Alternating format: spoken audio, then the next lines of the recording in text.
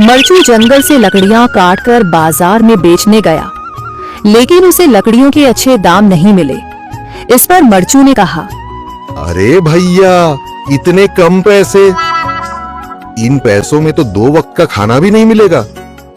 आप मुझे बहुत ही कम पैसे देते हैं। मैं इतनी मेहनत से लकड़ियां काट कर आता हूँ, लेकिन उनके पैसे मुझे बहुत कम मिलते हैं। भैया, तुम्हारी लकड़ियां होती ही इतनी कमजोर हैं कि मैं इससे ज्यादा पैसे नहीं दे सकता। तुम्हारी लकड़ियों के बस इतने ही पैसे बनते हैं। अरे भैया, कुछ ज्यादा कर दो ना। वो क्या है ना कि इन पैसों का तो कुछ भी नहीं आता। मैं अपनी जिंदगी कैसे गुजारूंगा? भैया, तुम जाकर अच्छी लकड़ियां लाओ, तभी इन लकड़ियों का अच्छा दाम मिल पाएगा, वरना इन लकड़ियों का तो यही दाम है। ये सुनकर मरचू बहुत ज्यादा परेशान हो गया और पैसे लेकर किराने की दुकान से सामान खरीदकर घर आ गया।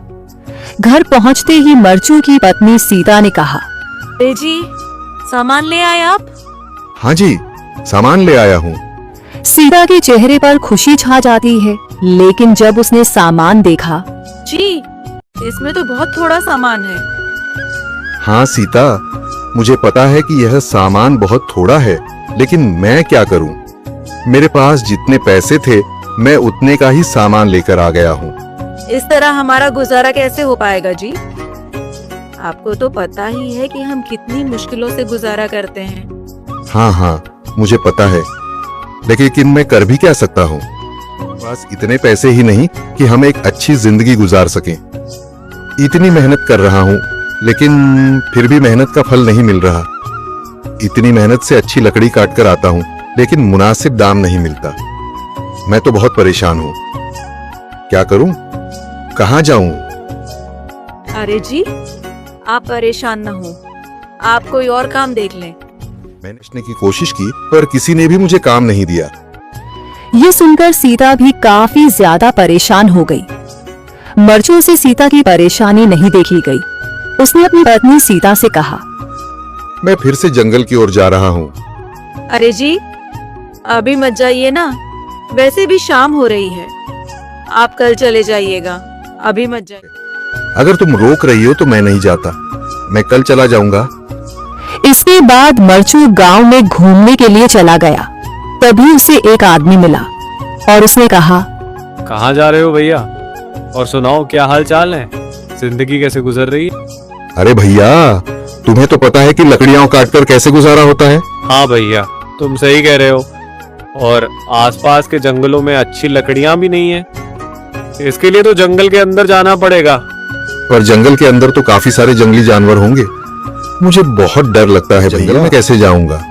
हाँ भैया, जंगली जानवर तो होंगे, लेकिन अच्छी लकड़ियां तो वहीं से ही मिलेंगी। ये सुनकर मरचू बहुत ज्यादा परेशान हो गया, लेकिन वह आदमी बिल्कुल ठीक कह रहा था। जंगल के किनारे की सारी लकड़ियां अब सिर्फ जंगल के अंदर ही अच्छी लकड़ियां बची थीं। अगली सुबह मरचू लकड़ियां काटने जंगल की ओर चल पड़ा। जंगल में आने के बाद मरचू ने कहा, अरे, यहाँ पर तो लकड़ियां ही नहीं हैं। वो आदमी सही कह रहा था, लकड़ियों के लिए तो जंगल के अंदर ही जाना पड़ेगा। और जंगल के अंदर जाना क्या सही रहेगा? मुझे तो बहुत डर लग रहा है, क्योंकि वहां पर तो काफी सारे जंगली जानवर होंगे जो खतरनाक होंगे।